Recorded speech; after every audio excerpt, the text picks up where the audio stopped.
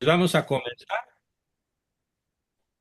Yo hoy particularmente siempre la rezo con mucha devoción, pero hoy más que nunca porque pues el tema de esta sesión comienza por nombrar al innombrable del Averno, del Hades, al príncipe de las tinieblas. ¿Y por qué voy a comenzar por ahí con el tema que hoy nos ocupa? Bueno, pues por la sencilla razón de que no podríamos entender lo que sucede en el planeta ni lo que sucede en México sobre todo, o en los países que alguna vez fueron los más católicos de la tierra, como España o la misma Francia, aunque un poco en menor grado Italia, pero más que nada México, en nuestro continente. Y parece ser que el príncipe de las tinieblas, ya sabes quién, se ha ensañado con el mundo católico y se ha ensañado de una manera particularmente fiera, particularmente brutal, destructiva, con nuestra querida patria mexicana. Sin esta introducción de sabor teológico, entender lo que hoy vamos a continuar exponiendo en esta semana donde la masonería celebró su fiesta culmen, que es la Revolución Antimexicana, celebrada el miércoles, incluso donde la Fraudia Sheinbaum participó en el desfile, un desfile lleno de mentiras. Y aparte de lleno de mentiras, lleno de omisiones. Si realmente se quisiera representar en un desfile la Revolución Mexicana, sería un carro tras otro, tras otro, tras otro, tras otro, representando los asesinatos de el líder fulano contra el líder sutano, de ese sutano contra otro líder perengano y de ese líder perengano contra otro de más allá. Es un carro alegórico por cada asesinato de primer nivel. Yo estaría hablando de alrededor de unos 30 carros alegóricos, todos sanguinolentos, todos atestados de cadáveres. Además de que habría que representar de alguna manera simbólica el 1,5 millones de muertos que costó la revolución en sus momentos más culminantes, de las batallas más agudas como la de Zacatecas y otras parecidas, en donde los líderes que querían no otra cosa más que el poder masónico se daban en la torre entre sí porque no tenían ningún ideal más que la conquista del poder, de la riqueza, de la fama, de la gloria, por el mero hecho de haberlos convertido en los fines de su existencia.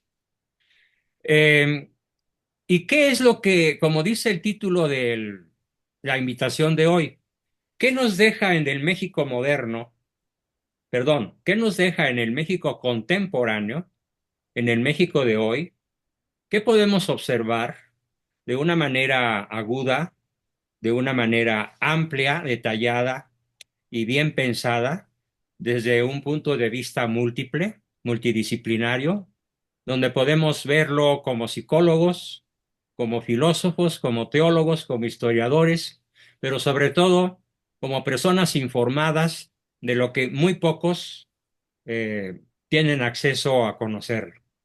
Y me refiero a lo que yo he titulado fenómenos posmodernos destructivos o corrosivos procesos posmodernos de destrucción de la fe católica en los países que lo fueron o que aún lo son, como podría ser, por ejemplo, Hungría o Polonia, o ahora, gracias a Bukele, que aunque parece ser que él no es católico, cuando menos El Salvador ha regresado a un periodo de paz y de una práctica religiosa notable, sobre todo en comparación a la que en México sigue decreciendo en una velocidad vertiginosa. Estos procesos posmodernos hay que tener muy presente quién lo dirige, quién los dirige. Y personalmente es un asunto que dirige Satanás, que dirige Lucifer, o el diablo, o Belcebú, o como le quieran llamar. Él conduce personalmente esta serie de procesos, pero sin ser notado. Ahora bien, ¿por qué me atrevo a comenzar con una afirmación que en boca de un historiador podría parecer poco seria? Bueno, porque no me conformé solamente con estudiar la historia de mi país. Desde muy niño me adentré en la ciencia de la teología, de la filosofía, y desde luego, instruido por el mismísimo Cristo, desde muy niño he sabido, junto con mi primera comunión, hecha a los 6 años y medio, que el príncipe de este mundo tiene un poder real, material, físico, personal, tiene un marcaje cercanísimo sobre los poderes de la tierra, y él es, como lo dice Cristo, el príncipe de este mundo. Y por eso a los judíos de su época los llama raza de víboras, sepulcros blanqueados, vuestro padre es Satanás. Ellos crearon la masonería en el año 43 de nuestra era. La pléyade de los judíos más ricos de la época, junto con el rey Hiram Abiud, crearon la sociedad misteriosa, y desde su creación en el año 43 de nuestra era hasta estos momentos, su Dios, su arquitecto supremo del universo, es Satanás. Entonces, él dirige los asuntos de este mundo. Él facilita las cosas, Él propone los medios, Él tienta las mentes, los corazones, las inteligencias, las voluntades. Él no es capaz de interferir de modo eficiente en contra de nuestra libertad, como tampoco lo hace Dios. Ni Dios ni el diablo son capaces, Dios por su justicia y su misericordia, y el demonio por su reducido poder comparado con el de Dios, son incapaces de torcer la voluntad humana si la voluntad humana no les presta su aquiescencia, su consentimiento. Por eso en los billetes de dólar aparecen varios letreros que quieren decir bajo su anuencia. El billete de dólar tiene un letrero en latín que traducido al castellano es bajo su anuencia, es decir, bajo su permiso, bajo su protección.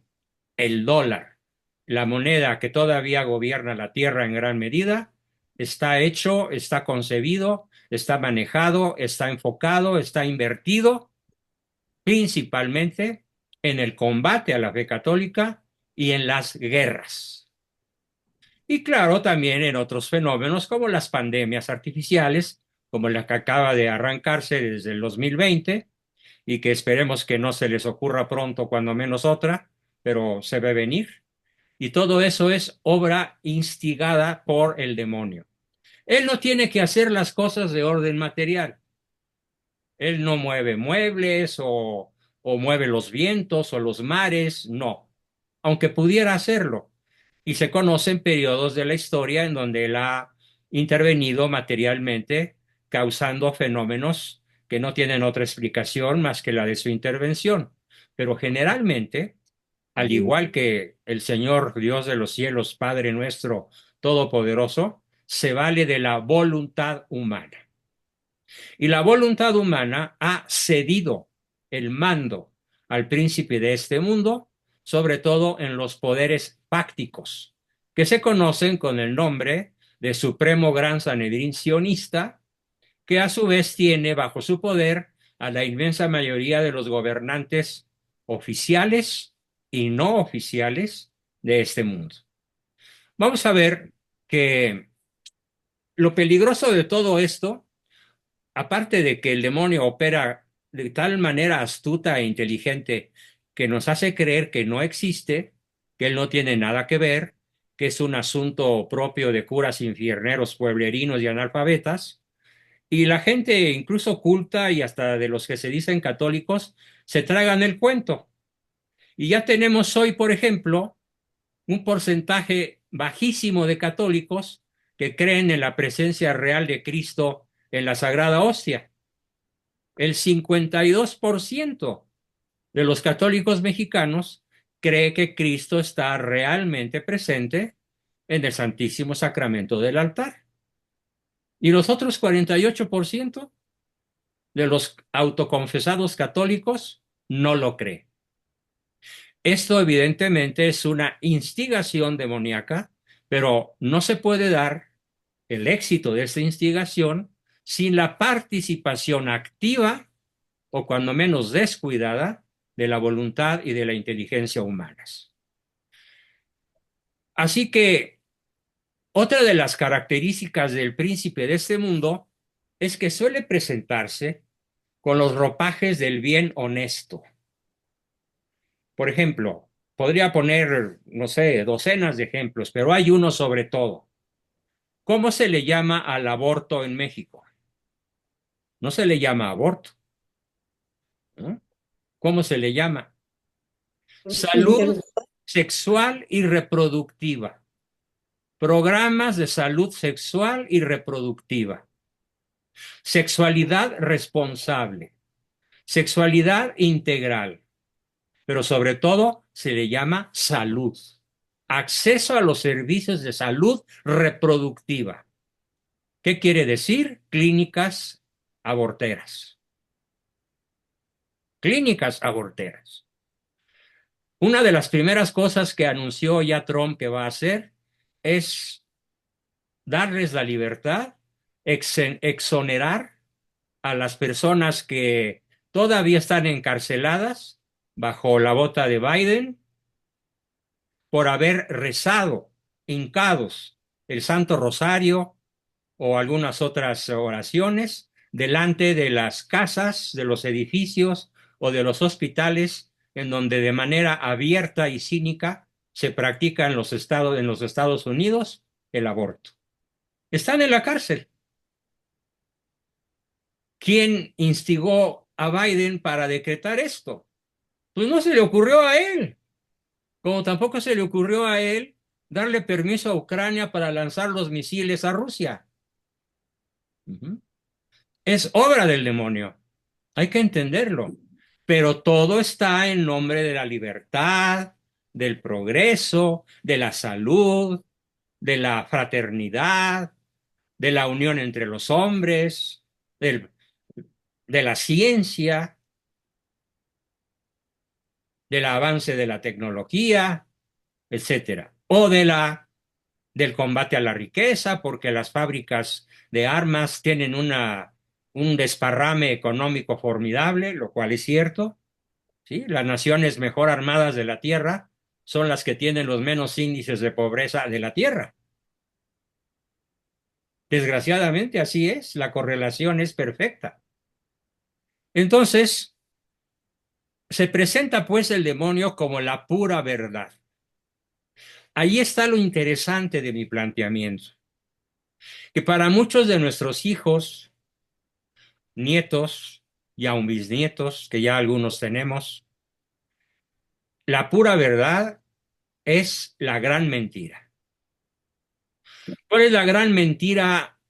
Hoy escuchaba antes de bajar, escuchaba una de las armas favoritas, por ejemplo, de un gran tirano que vive en Rusia, pero que gobierna un pequeño lugar en Europa, colindante con Rusia y con Bielorrusia y también con este país en guerra, ¿cómo se llama? Eh, Ay, se me fue el nombre. Se llama Moldavia, el país. Y está gobernado desde Rusia por un sátrapa que, al igual que López Obrador y la Sheinbaum, desparrama grandes cantidades de dinero de la mafia rusa para que él siga gobernando Moldavia y además se basa sobre todo en la desinformación.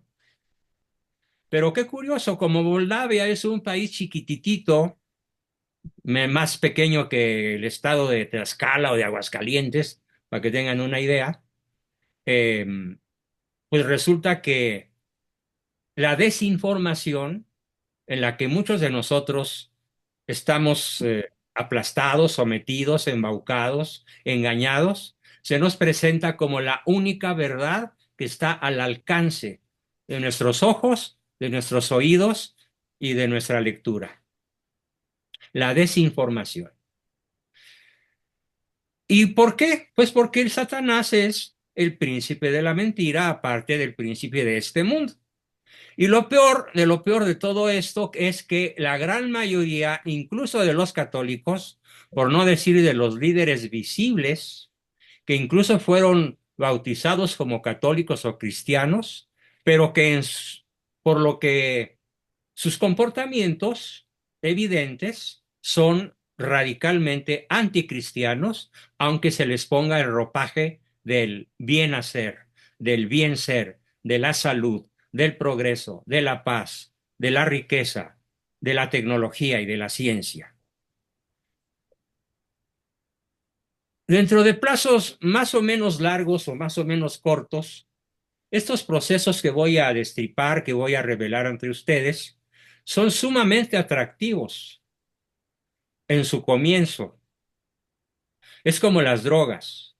Cuando las ingieres, pues en el momento de ingerirlas, de inyectártelas, de aspirarlas, de ponértelas en la piel o simplemente de olerlas o incluso de tragártelas como las metanfetaminas, pues el efecto puede ser sumamente placentero. Puede ser incluso provocador de orgasmos espontáneos. Pero ¿qué sigue después? Después viene la infinita tristeza, el vacío y un agobio insoportable, por lo que millones y millones de personas recurren lo mismo a los tranquilizantes psiquiátricos que a más drogas o a cualquier otro satisfactor material aparente y momentáneo. Son como esos virotes largos y delgados que saben, tienen un sabor delicioso, pero que no alimentan. Son caldos flacos, largas flautas de pan sin contenido proteínico que no alimentan el cuerpo, pues estas bondades que el príncipe de las tinieblas nos hace aparecer como la pura verdad, mediante su táctica de mentira y desinformación, nos proporcionan al principio deliciosas ganancias, ¿sí? Pero son ganancias falsas por su precaria transitoriedad. Son estas ganancias falsas las causas que ahondan el abismo entre Dios y la criatura, entre una criatura que ya se revela y que incluso pretende rehacerse, como lo dice Benedicto XVI, volverse a fabricar el hombre como mujer y la mujer como hombre o como transexual. Por cierto, dicho sea de paso, a partir de que Trump llegue, quedan prohibidos los baños transexuales, porque ya su ministro del Interior, el primer ministro, dijo, este señor de origen cubano, Marcos Rubio, que no hay más que dos sexos y háganle como quieran, que solo habrá baño de hombres y de mujeres, y que las mujeres, aunque sean transexuales, tendrán que ir al de mujeres y los hombres, aunque sean transexuales, tendrán que ir al de varones. Bravo por eso. Obviamente esto debe enfurecer a todas las huestes del infierno de una manera brutal, inesperable. No sé qué vaya a hacer este señor y sus huestes para impedir este programa de buen gobierno que ya está anunciado. Eh, es lamentable y dramático el creciente avance, ya entrando más en la materia, el avance de las ciencias experimentales y nuestra capacidad de la naturaleza humana actual para controlar la naturaleza con la tecnología. Por ejemplo, ese automóvil de Elon Musk que se mueve como un platillo volador. Yo no entiendo cómo diablo se mueve, pero se mueve y vuela, ¿no? Y tiene un gasto energético mínimo. A ver si alguno de los que están más avesados en ciencia y tecnología nos pueden explicar cómo se logró esa formidable maravilla tecnológica. Bueno, los avances en tecnología son extraordinarios, son inconmensurables, pero a la vez que se da este avance inconmensurable en ciencia y tecnología, se da un retroceso bestial, brutal, animalesco, en materia de filosofía, de religión y de fe católica. Estamos retrocediendo de manera radicalmente proporcional, en forma inversa, al avance en ciencia y tecnología. Así que este retroceso es una de las cosas más brutales que nos pueden estar sucediendo, porque ¿qué dice el hombre posmoderno? El maestro de la UNAM, del Poli, algunos maestros incluso del IPADE o de la Universidad de Anáhuac. Los he escuchado decir cosas como esta. A ver, Juan Bosco, ¿para qué invocar a Dios sobre los fenómenos que estudiamos cuando nuestras ciencias han demostrado ya su propia capacidad para explicarnos cualquier cosa? Es una blasfemia. ¿Para qué invocar a Dios si la ciencia ya nos da todas las respuestas? No, la ciencia no nos puede dar ni el origen, ni la identidad, ni el destino de la humanidad. Nada más nos puede decir cómo funciona, pero no desde cuándo funciona, quién lo echó a funcionar, para qué lo echó a funcionar y cuál es su destino. Ninguna ciencia es capaz de darnos esas respuestas. Solamente la filosofía sometida a la teología nos la puede dar. Así que Dios sigue estando presente como artículo de primerísima necesidad en el intelecto y en la voluntad humanas. La negación de esto crea entonces lo que se llama fenómenos posmodernos. ¿Por qué? Porque la capacidad de la ciencia para predecir y controlar no se debe emplear jamás contra la vida y la dignidad del ser humano.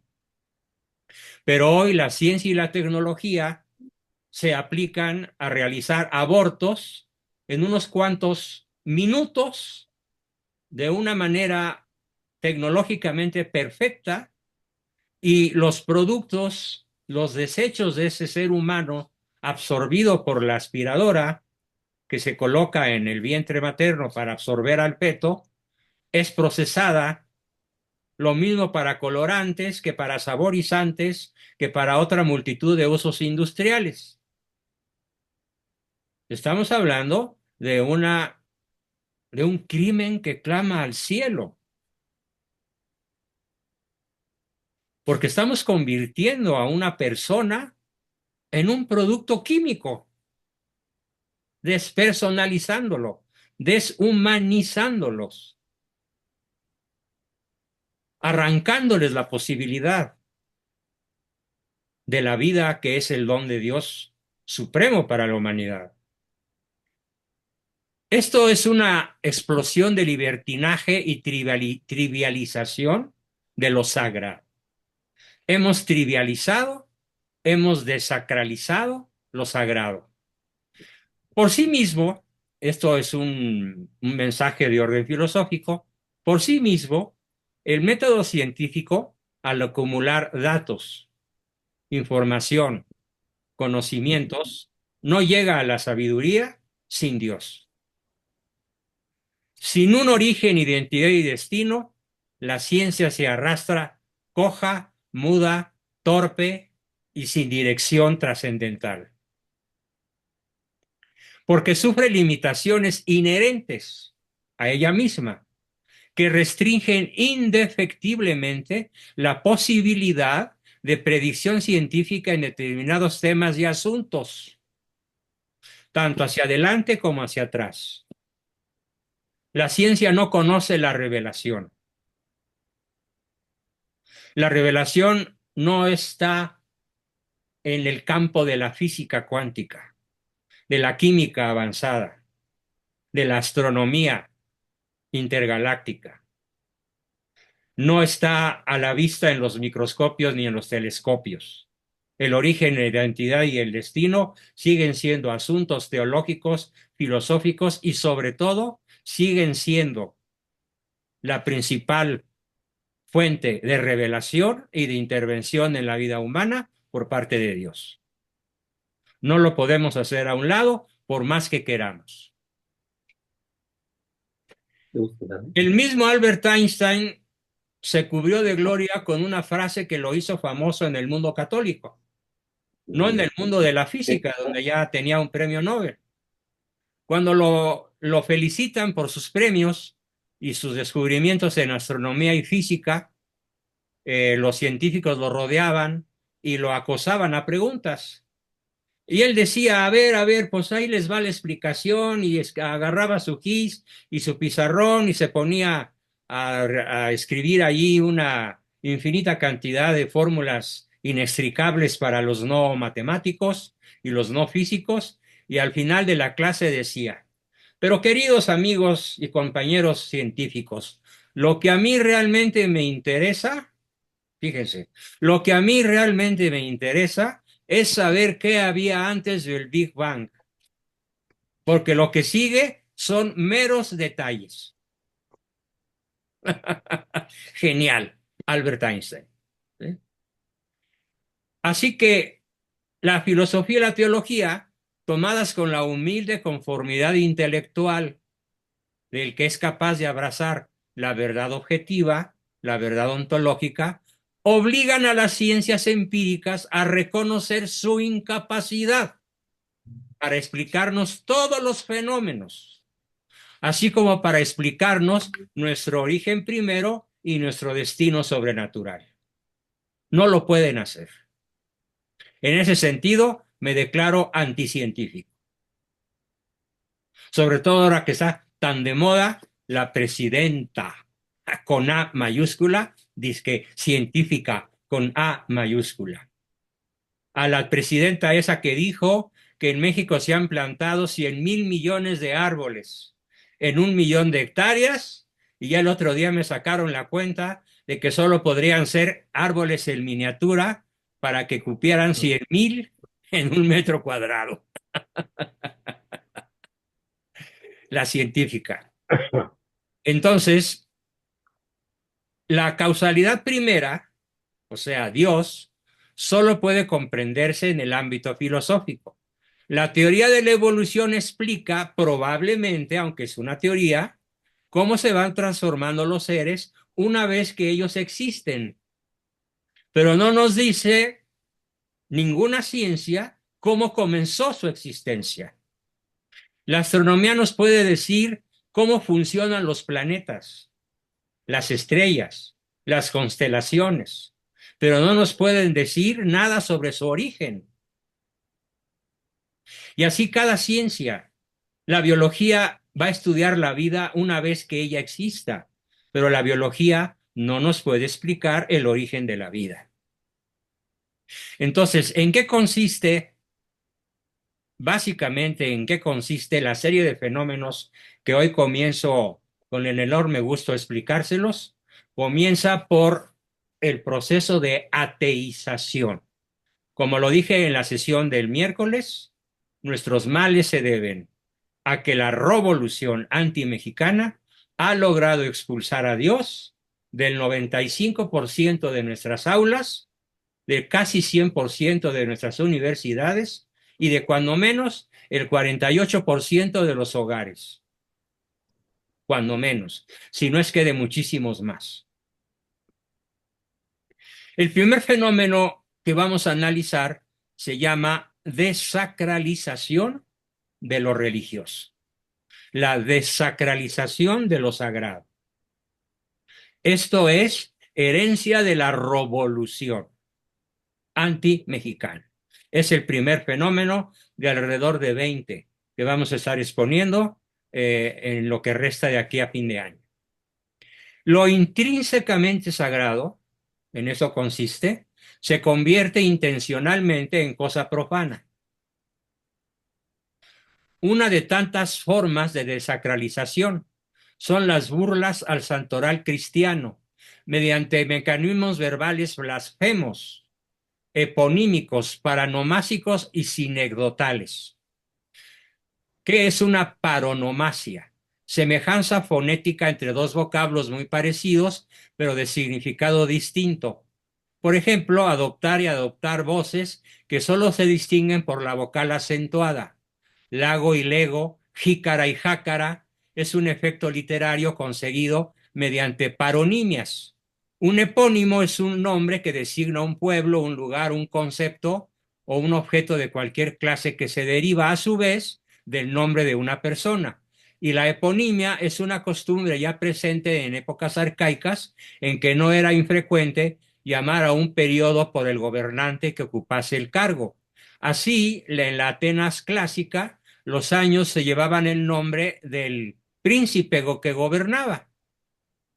Y así podríamos hablar entonces de que la desacralización utiliza giros del lenguaje que nos pueden parecer chistosos, que nos pueden parecer graciosos, pero que en realidad son formas literarias que implican una licencia en el lenguaje, pero aplicados a lo sagrado, lo desacralizan. Ejemplos. Jesucristo ya no es nuestro Señor Jesucristo. No sé cuántos cientos de personas en mi propia parroquia y en mi propia cuadra donde vivo o colonia, cómo se expresa la gente. Es que fui a ver a Chuchín.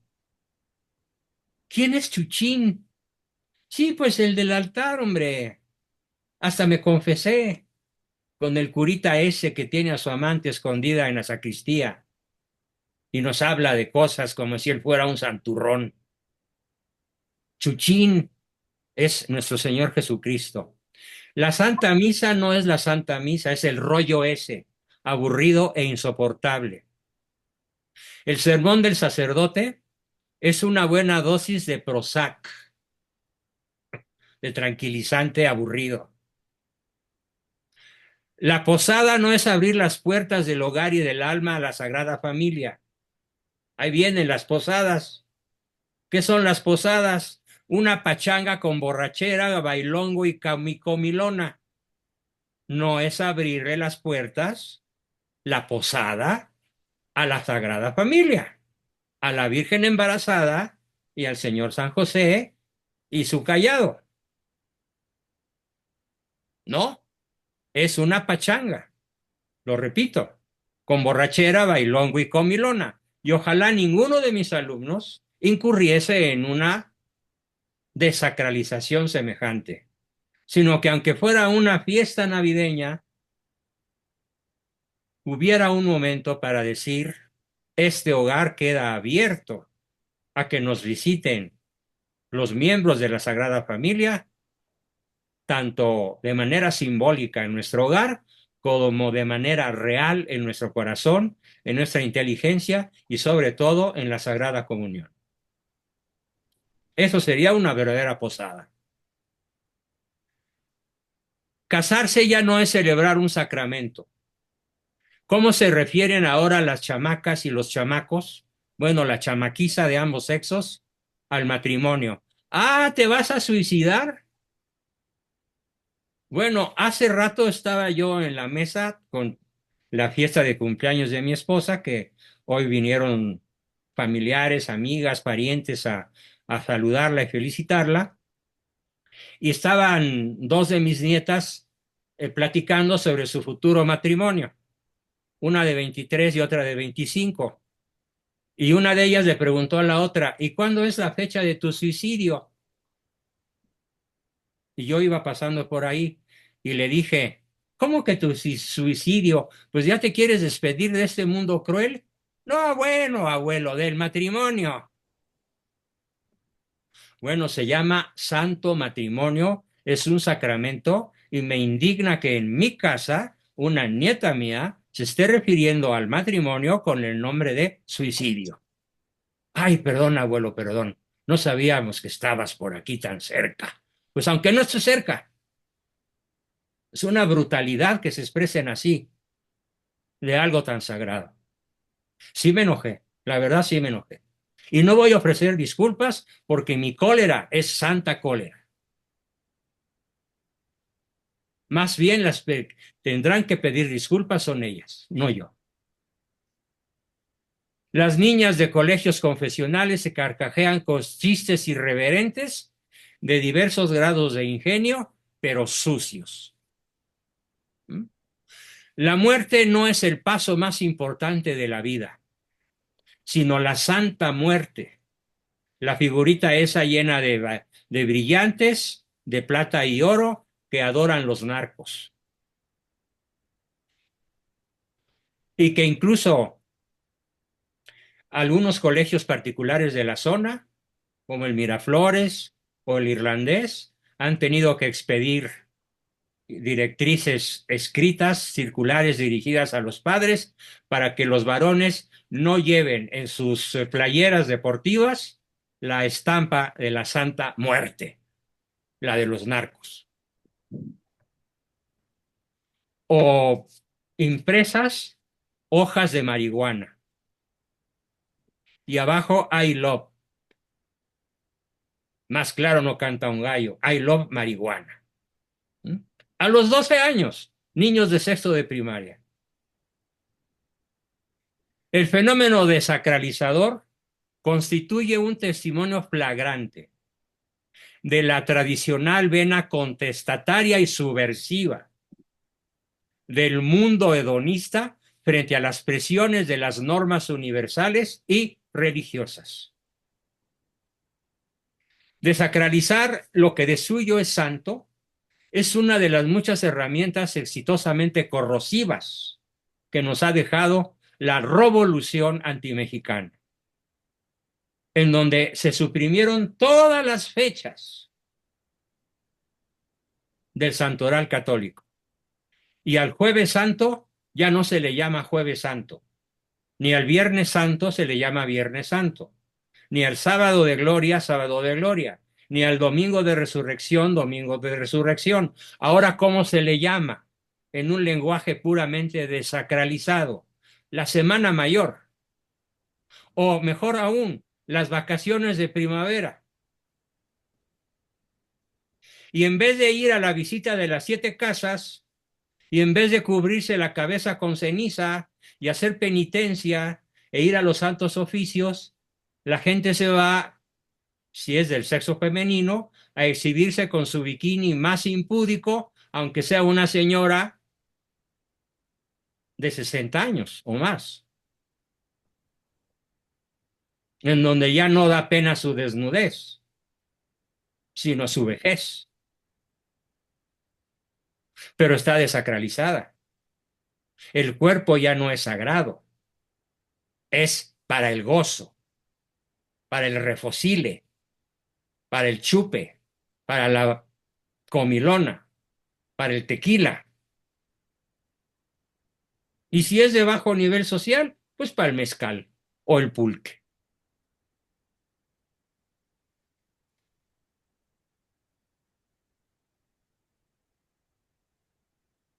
Voy a leer para terminar del blog de un gran masón, un señor muy famoso, Jesús Silva Gerso, que además tiene sus columnas en varios periódicos.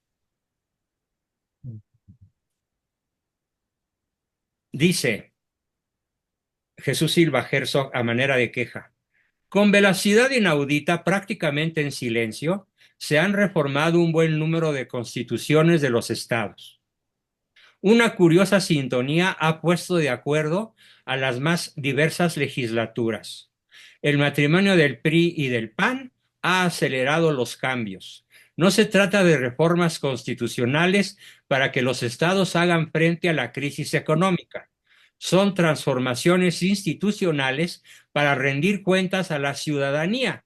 No son cambios para agilizar los procesos penales o para transparentar el uso de recursos públicos o para profesionalizar los órganos representativos. Se queja el masón este.